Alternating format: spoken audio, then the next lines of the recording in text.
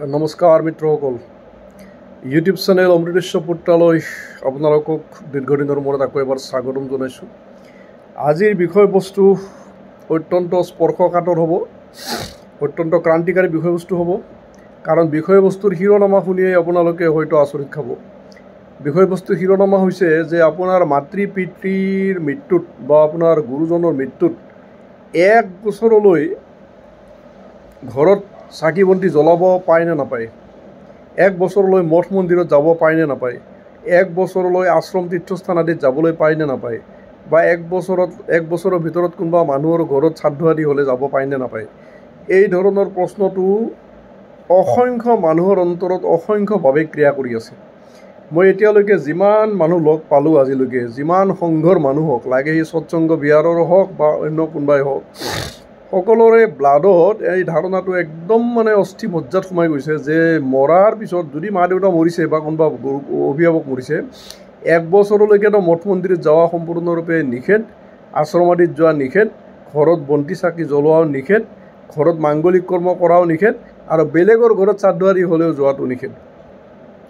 এই ধাৰণাটো ক'ৰ পৰা কেনেকুৱা কৰি মানুহৰ মগজত আহিল এই কথাটো মই নাজানো। কাৰণ মই যি অখণ্ড সংঘত দীক্ষিত, সেই অখণ্ড সংঘত 11 দিনৰ ভিতৰতে আমাৰ সকলো হৈ যায়। 11 দিন আমি নিৰামিষ আহাৰ কৰিব লাগে, মাৰ ভাত খাব লাগে, আৰু 11 দিনৰ দিনা আমাৰ গুৰু ভাইসকল আহি হৰিওম কীৰ্তন কৰে, সমবেত উপাসনা কৰে। 11 দিনৰ দিনা আমাৰ সকলো কৰ্ম শেষ। তাৰপিছত আমাৰ কাল শৌচ আৰু কোনো ধৰণৰ অশৌচ নাথাকে। একেধৰণে অখিল বিশ্ব গায়ত্ৰী পৰিবাৰৰো মই শিষ্য। অখিল বিশ্ব গায়ত্ৰী পৰিবাৰতো 13 বুলি কয়। 13 দিনৰ দিনা 13 দিন পৰ্যন্ত তেওঁলোকে পালন কৰে নীতি নিয়ম সংযম সদাচাৰ। 13 দিন পিছত আৰু একো নাই। 13 দিন পিছত যজ্ঞ কৰিব পাৰি, আৰু ঘৰৰ সকলো চাকি বন্তি জ্বলোৱাৰ পৰা আদি কৰি সকলো মাংগলিক কৰ্ম কৰিব পাৰি, সকলো মঠ মন্দিৰ আশ্ৰম তীৰ্থস্থানত যাব পাৰি, সকলো কৰ্মত যাব পাৰি। ঠিক তেনেদৰে মহাপুৰুষ শ্ৰী শ্ৰী শংকৰদেৱৰ যিটো সত্ৰীয়া সংঘৰ যি সংবিধান, সত্ৰীয়া সংঘৰ সংবিধান মতেও 11 দিন পিছত একো নীতি নিয়ম নাই। আৰু শংকৰদেৱ সংঘৰ বুলি যিটো সংঘ বৰ্তমান সৃষ্টি হৈছে, সেই সংঘৰ সংবিধান মতেও 11 দিন পিছত একো বিধি নিষেধ নাথাকে ঘৰত। যদি তেনেহ'লে এইটোৱে যদি পৰম সত্য যে 11 দিন পিছত ঘৰত চাকি বন্তিও জ্বলাব পাৰি, সমস্ত কৰিব পাৰি, মাংগলিক কৰ্মও কৰিব পাৰি, ভাগৱত পাঠ কৰিব পাৰি, যজ্ঞ কৰিব পাৰি, 11 দিন পিছত যদি সকলো মঠ মন্দিৰ আশ্ৰম তীৰ্থস্থানত যাব পাৰি, ওচৰ চুবুৰীয়াৰ ঘৰত শ্ৰাদ্ধ আদি হ'লেও যদি যোগদান কৰিব পাৰি, তেনেহ'লে এই ভয়ংকৰ বিকৃত ধাৰণাটো মানুহৰ মগজত আহিল ক'ৰ পৰা? যিটো ধাৰণাই কোটি কোটি মানুহৰ জীৱন চাৰখাৰ কৰি পেলাইছে। মই বিভিন্ন ইউটিউবত গুৰু চাইছোঁ, তেওঁলোকেও কিন্তু এই কথাটো কিন্তু একদম স্পষ্টভাৱে কৈছে যে 1 বছৰৰ ভিতৰত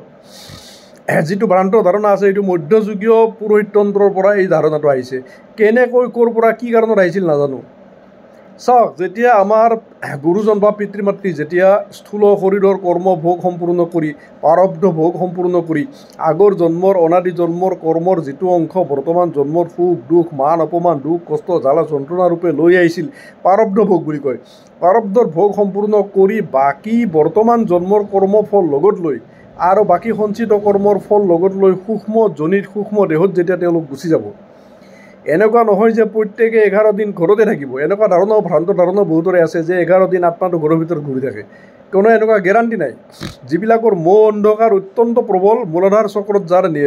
নিবাস, তেওঁলোকৰ ক্ষেত্ৰত 11 দিন বা 13 দিন ঘৰতে থাকে আত্মাটো। কিন্তু যিসকল অলপ যৎকিঞ্চিত যিসকল উন্নত, জীৱনত একবাৰো ঈশ্বৰৰ নাম লৈছে, তেওঁলোকৰ আত্মা 13 দিন ঘৰত ফাঁচি থকা কোনো প্ৰশ্নই নাই।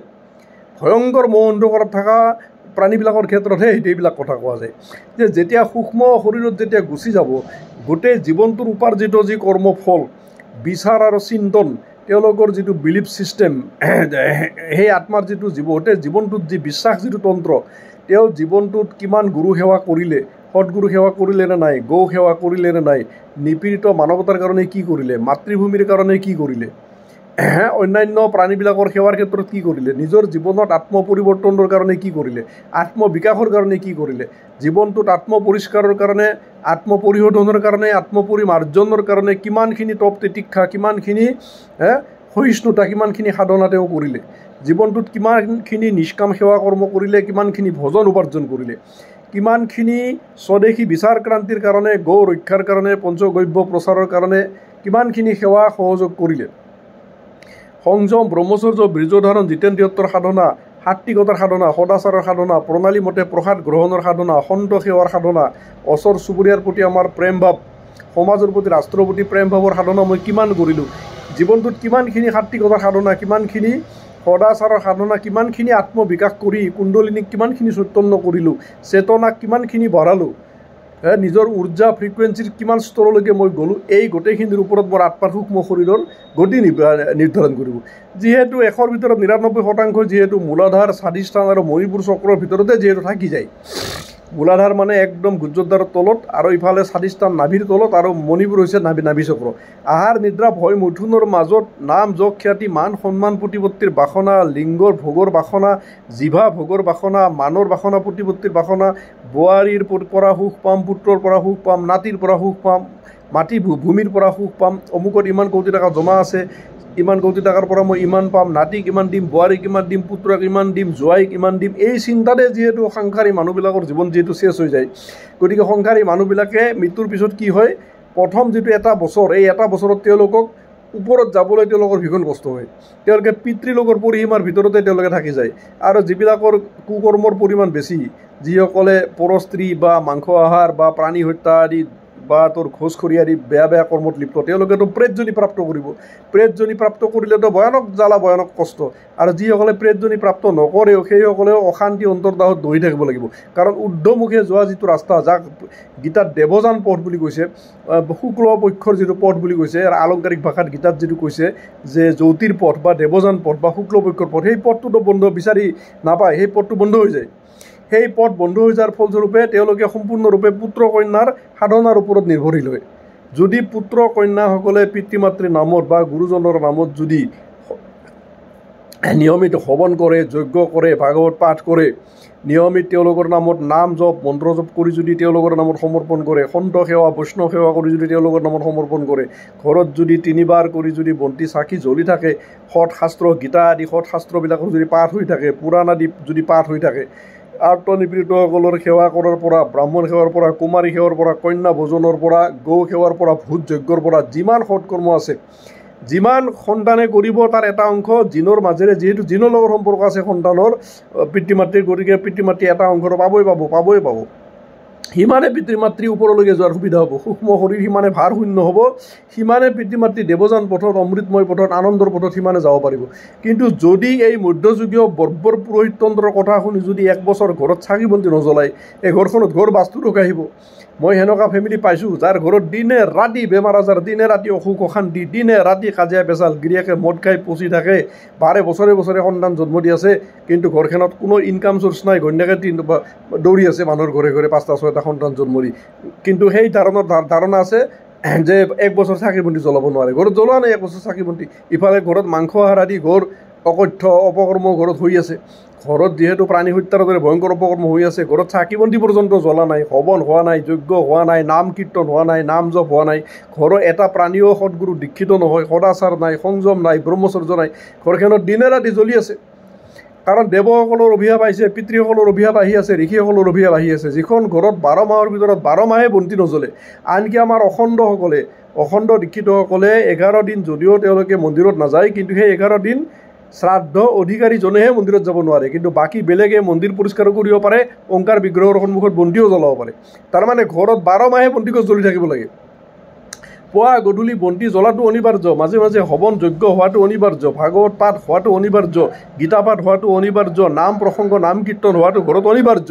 সন্ত বৈষ্ণৱৰ সেৱাটো অনিবাৰ্য গৌ সেৱাটো অনিবাৰ্য আপোনাৰ ঘৰত যদি গৰু নাই আপুনি গৌশালাত বা গৌ হস্পিটেলত আপুনি নিয়মিতভাৱে চাৰা পহুচাই থাকক গৌ হস্পিটেলত নিয়মিত দান সহযোগ কৰি থাকক য'ত দেশী গাইৰ গৌশালা আছে তাতে আপুনি সেৱা কৰিব পাৰে মই সেনেকুৱা কৰি সেৱা কৰি আছোঁ মোৰতো ঘৰত গৌশালা নাই গুৱাহাটীত থকা মানুহ গতিকে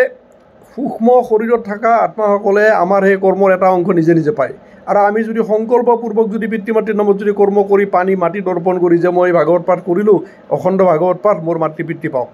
বা মই গীতা পাঠ কৰিলোঁ মোৰ মা দেউতাই পাওক এই হৱন কৰিলোঁ মা দেউতাই ফলটো পাওক সন্ত সেৱা বৈষ্ণৱ সেৱা কৰিলোঁ মা দেউতাই ফল পাওক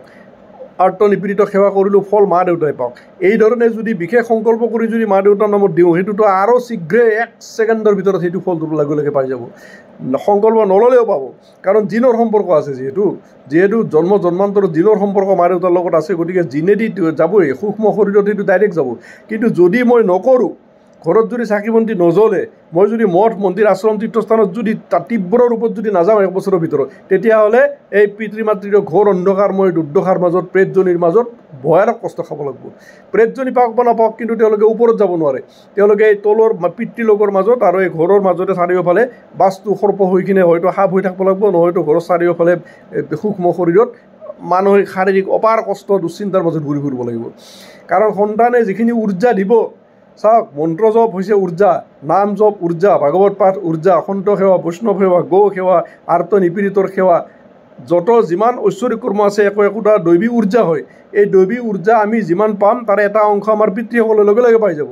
গতিকে যিমানে মোৰ ঘৰত নাম প্ৰসংগ হ'ব ভাগৱত পাঠ হ'ব যিমানে মই মঠ মন্দিৰত যাম সিমানে মোৰ উৰ্জাৰ এটা অংশ পিতৃসকলে পায় তেওঁলোকে আনন্দ পৰমানন্দ দিব্যানন্দৰ মাজত তেওঁলোকে অভিভূত হৈ ওপৰলৈকে হৈ থাকিব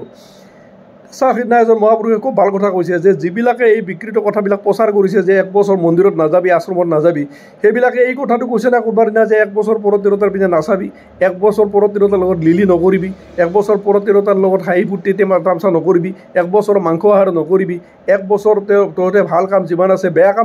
বেয়া কামবিলাক তহঁতে নকৰিবি 1 বছৰ ঘোষ নাখাবি 1 বছৰ তহঁতে পৰৰ সম্পত্তিৰ প্ৰতি লোভ নকৰিবি এইবিলাক কোনোবাৰ দিনা কৈছে না কোৱা নাই বেয়া কাম যিমান আছে চব কৰিব দিছে কিন্তু ভাল কামৰ ক্ষেত্ৰত তেওঁলোকে বাধা দি থৈ দিছে মঠ মন্দিৰত যোৱা ভাল কাম আশ্ৰমত যোৱা ভাল কাম ঘৰত চাকি বন্তি জ্বলোৱা ভাল কাম ভাগৱত পাঠ আদি মাংগলিক কৰ্মবিলাক ভাল কাম ঘৰত যজ্ঞ কৰা এইবিলাক উৎকৃষ্ট দৈৱিক কাম বা মানুহৰ শ্ৰাদ্ধত সহযোগ কৰা খুব ভাল কাম মানুহৰ শ্মশান সেৱাত সহযোগ কৰা অতি উৎকৃষ্ট দৈৱিক কৰ্ম এইবিলাকত মানা কৰি থৈ দিছে চাওক ষড়যন্ত্ৰটো চাওক পুৰোহিততন্ত্ৰৰ মধ্যযুগীয় পুৰোহিততন্ত্ৰৰ ভয়ানক ষড়যন্ত্ৰটো চাওক কিমান ভয়ানকভাৱে মানুহৰ মগজ ৱাছ কৰি থৈ দিছে মানুহৰ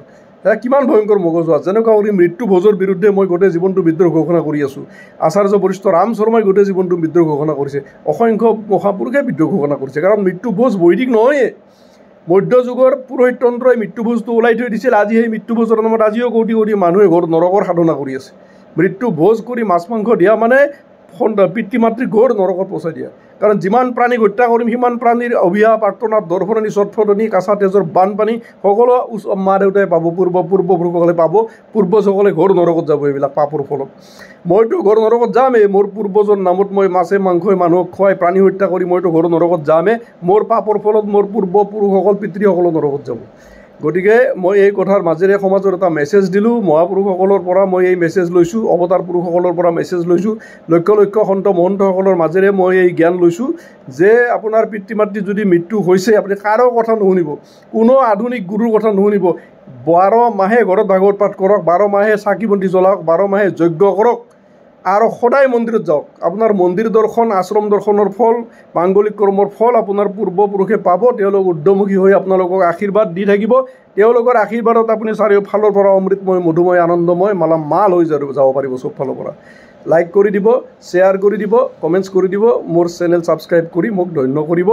এইটোৱে আপোনালোকৰ ওচৰত এই অধমৰ প্ৰাৰ্থনা ধন্যবাদ